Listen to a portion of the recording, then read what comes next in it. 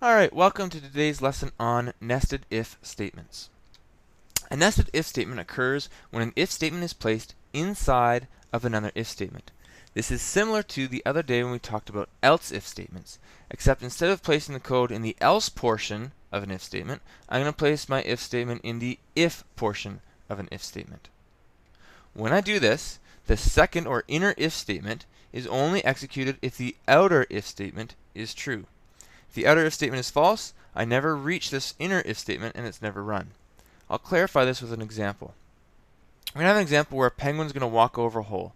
And if he's over top of the hole and he's smaller than the hole, he's going to fall in. So here we have the outer if statement. The outer if statement says if my penguin is over the hole in the ice, then I'm going to do all the things inside. And only if this is true do I do any of the things inside. And if it's true, my penguin's going to look down, and then I reach the inner if statement, where he checks to see if he's wider than the hole.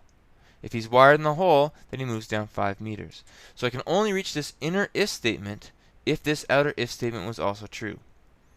If this outer statement is not true, I break out and I continue on with the rest of the code that happens after. In a flowchart, this is what it looks like.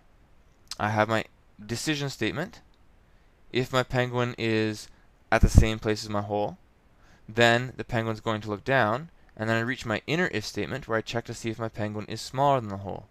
If the penguin is smaller than the hole, and he was where the hole is, the penguin moves down 5 meters. This only occurs if both of those two if statements were true. If either one of those two if statements is false, I'm not going to execute this process. Instead, I'm going to continue off my program. Here's an example of what it looks like in code. So I've had my penguin move forward. If, in my outer if statement, my penguin is within 0.1 meters of the circle, he looks down. If he discovers he's smaller than the circle, he falls down. Again, notice that I've placed this if statement inside the if portion of my outer statement.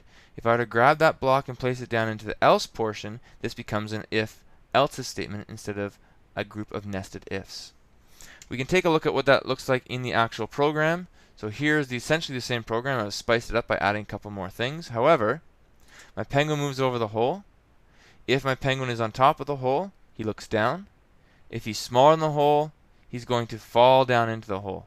I've put another if statement here, so it's actually 3 layers, 1, 2, 3. Once he reaches into the hole, he's also going to check to see if he's smaller than the shark. If he's smaller than the shark, he gets eaten. Otherwise, if he's not smaller than the shark, he splashes in the water. Okay, let's see what that looks like. So my penguin's going to be a nice small penguin. Here he comes. He's over the hole. He looks down. Uh-oh, he's smaller than the hole. He's also smaller than the shark, so he's eaten. Okay, we try it again with one that's a little bit bigger. My outer if, I'm over the hole. My inner if, am I smaller than the hole? Yes, I am. My third layer of if says that I'm not smaller than the shark, so I splash. And the last one, I'll do a really big penguin here. I go over the hole. Oh, I'm not bigger than the hole, so I don't do any of my other if statements. That's it.